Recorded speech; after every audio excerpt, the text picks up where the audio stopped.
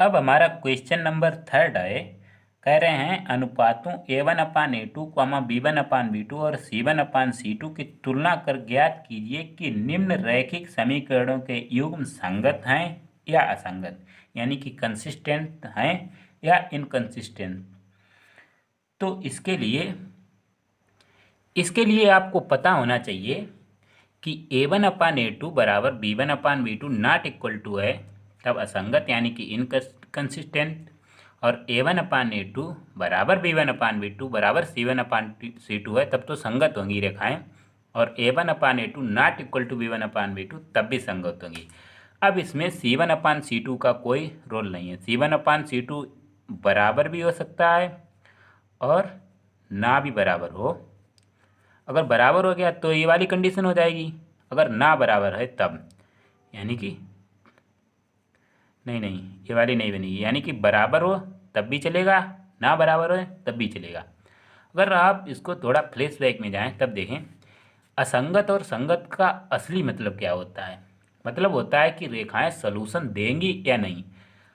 अगर A1/A2 B1/B2 के बराबर है तब रेखाएं समांतर हो जाती थी। तीनों बराबर हो गई यानी कि रेखाएं समपाती। एक रेखा के ऊपर दूसरी रेखा, यानी कि दो रेखाएं सलूशन कब देती हैं, वो जितने पॉइंट्स पर कट करें। तो ये इनफाइनाइट पॉइंट पर कट करेगी, यानी कि ये संगत हो जाएगी। एक रेखा के ऊपर दूसरी रेखा जो है कैसी होती हैं रेखाएं, इंसिडेंट रेखाएं, कोइंसिडेंट, यानी कि संपाती रेखाएं। अगर हम हिंदी में कहें तो संपाती। और ये होती हैं पैरेलल रेखाएं। तो पैरेलल रेखाएं कभी भी एक दूसरे को कट नहीं करेंगी, एक दूसरे को कभी नहीं काटेंगी, आप कितना भी खींचो, यानी कि ये कोई सलूशन हमें देंगी ही नहीं, इसलिए ये संगत होती हैं केवल। और ये तो प्रतिच्छेदी रेखाएं हैं, ये कट करेंगी यानी कि ये भी हमें सलूशन देगी। ये केवल एक सलूशन देगी, ये इनफाइनाइट सलूशन देगी, और ये एक भी नहीं, इसलिए ये कंडीशन असंगत होती है। ठीक, अब हम सॉल्व करेंगे क्वेश्चन नंबर 3 का फर्स्ट। तो फर्स्ट में हमें समीकरण दिए गए हैं, क्या हैं, 3x + 2y = 5, 2x - 3y = 7। अब इसमें हम A1/A2 सबसे पहले निकाल कर देखेंगे। A1/A2 यानी कि पहले समीकरण में x का गुणांक A1 होता है, दूसरे समीकरण में x का गुणांक A2 होता है, 3/2। अब हम निकालेंगे B1/B2। तो पहले समीकरण में y का गुणांक कितना है, 2 बट्टे y का गुणांक कितना है, -3। ठीक, अब अगर A1/A2 not equal to B1/B2, क्योंकि ये कितना हो जाएगा, -2/3। तो 3/2 -2/3 से बराबर नहीं है, यानी कि रेखाएं प्रतिच्छेद कर रही हैं। तो सीधे सीधे हमारा क्या हो जाएगी,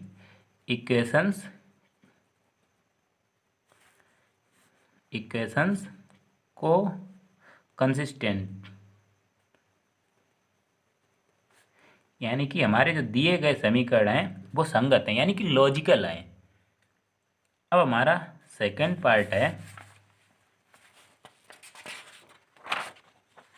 इसी का सेकंड पार्ट है।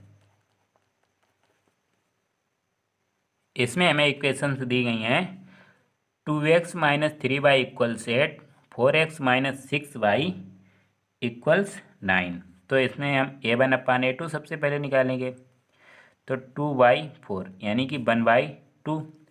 अब हम निकालेंगे B1/B2, यानी कि पहले में y का गुणांक कितना है, -3, दूसरे में y का गुणांक यानी कि -6। तो ये माइनस माइनस कैंसिल हो जाएगा, ये आ जाएगा 1/2। अब हम निकालेंगे C1/C2। देखो सबसे पहले A1/A2 B1/B2 के बराबर हो गया। रेखाएं असंगत हो सकती हैं अगर C1/C2 बराबर नहीं आया। तो सबसे पहले तो आप इसको, इन समीकरण को ऐसे लिखेंगे, कैसे, 2x - 3y - 8 = 0, तभी आप इनकी तुलना कर पाएंगे। 4x - 6y - 9 = 0, यानी कि अब इसमें C1/C2, क्योंकि हम कंपैरिजन किससे करते हैं, इनकी हम तुलना करते हैं A1x + B1y + C1 = 0, equal right and में 0 होना चाहिए, तभी आप इनकी तुलना करेंगे। C1/C2 कितना है -8 कांस्टेंट टर्म, इसमें कितना है -9। तो ये 1/2 बरा आए हैं, लेकिन ये कितना आएगा 8/9 जो कि इसके बराबर नहीं है। अगर बराबर होता तब ये संगत हो जाती, लेकिन ये बराबर नहीं है, यानी कि रेखाएं जो है समांतर हो गई, इसलिए समीकरण कैसे हो जाएंगे असंगत।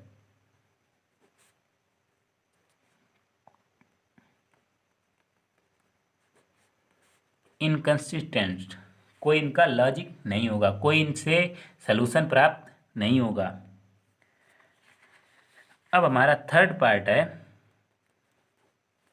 थर्ड पार्ट में हमें समीकरण दी गई हैं 3/2x प्लस 5/3y इक्वल्स 7, यानी कि इसको हम लिखेंगे 3/2x प्लस 5/3y माइनस का 7 बराबर 0। बराबर 0 करके लिखना है हमें, RHS में सबसे पहले 0 करना है।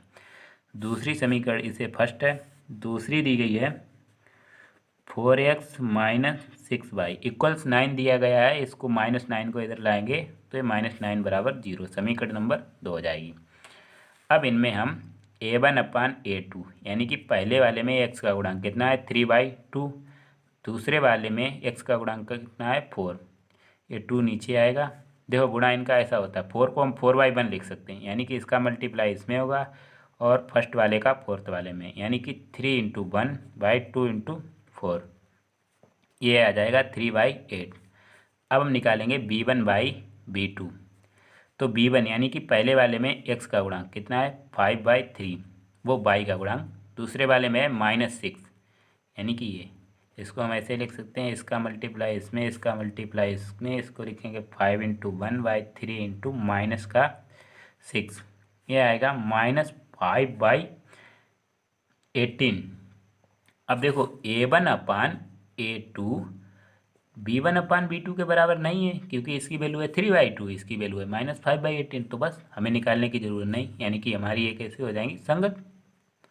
अब C1/C2 इसके बराबर रहे या बराबर ना आए, केवल कंडीशन कौन सी है A1/A2 अगर B1/B2 के बराबर आ गया, केवल A1/A2 अगर B1/B2 के बराबर आ गया तो रेखाएं असंगत हो जाएंगी। अगर C1/C2 बराबर ना आए, ये भी बराबर आ गया, तब संगत हो जाएंगी। अब हमारा फोर्थ पार्ट देखते हैं। फोर्थ में हमें इक्वेशंस दी गई हैं 5x - 3y = 11 -10x - 6y = -22। इनको हम लिख सकते हैं 5x - 3y = -11 = 0, क्योंकि हमें RHS में हमेशा 0 करना होता है, तभी हम इनकी तुलना करेंगे। -10x + 6y, ये -22 इधर आएगा, प्लस का 22 बराबर 0। अब हम निकालेंगे A1/A2, यानी कि पहले वाले में x का गुणांक कितना है 5, दूसरे वाले में -10, ये आएगा, कैंसिल होगा 2 टाइम्स 1/2, वो भी माइनस का, क्योंकि प्लस और माइनस माइनस आ जाएगा। इसके बाद B1/B2, इसमें B1 यानी कि पहले वाले में y का गुणांक कितना है -3, इसमें है 6, ये 2 टाइम्स आएगा -1/2। अब देखो A1/A2 B1/B2 के बराबर आ गया।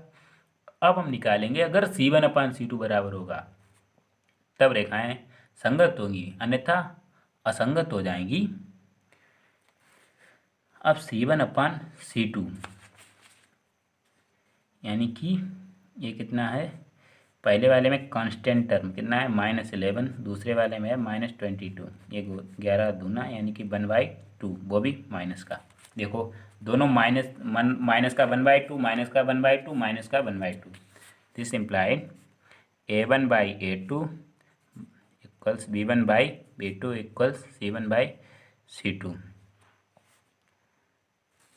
तो हमारी लाइंस कैसी हो जाएंगी कंसिस्टेंट, यानी कि संगत।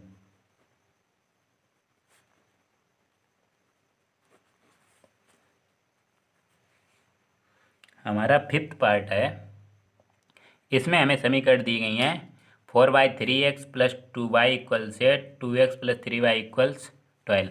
तो इसमें हम निकालेंगे A1/A2, यानी कि पहले वाले में x का गुणांक कितना है 4/3, दूसरे वाले में एक्स का गुणांक कितना है 2, तो ये आ जाएगा 4/6, यानी कि इसका मल्टीप्लाई ऐसे इसमें और इसका इसमें, तो 4 × 1 4, 3 × 2 6, इसको हम 2 से काटेंगे तो 2/3।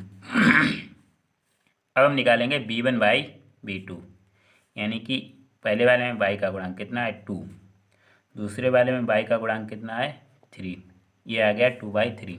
देखो a1/a2 b1/b2 के बराबर है। अगर c1/c2, देखो a1/a2 बराबर है b1/b2, यानी कि रेखाएं असंगत हो जाएंगी अगर c1/c2 बराबर ना आए, क्योंकि ये रेखाएं पैरेलल हैं, पैरेलल में कोई सलूशन नहीं निकलेगा। जब सलूशन नहीं तो असंगत, यानी कि इनलॉजिकल। अब हम निकालेंगे c1/c2। अगर हम इनको इस तरफ लाएंगे, यानी कि -8 हो जाएगा, इसमें -12, क्योंकि कंपैरिजन हम कब करेंगे, केवल और केवल जब ये इक्वेशन हमें इस रूप में प्राप्त हो। +2y, हमारा सबसे पहला काम यही होता है, RHS को 0 करो, उसके बाद और कुछ करो, ये हो जाएगा। अब हम c1/c2 यानी कि -8/-12, 4 से कटेगा, 4 दूना 8, 4 3 12, यानी कि माइनस माइनस प्लस हो जाएगा, तो ये आएगा 2/3। देखो बराबर आ गया, यानी कि अब हमारी संगत हो जाएंगी। a1/b2 बराबर b1/b2 बराबर है c1/c2 के, यानी कि हमारी रेखाएं कैसी हो जाएंगी, कंसिस्टेंट, संगत रेखाएं हो जाएंगी।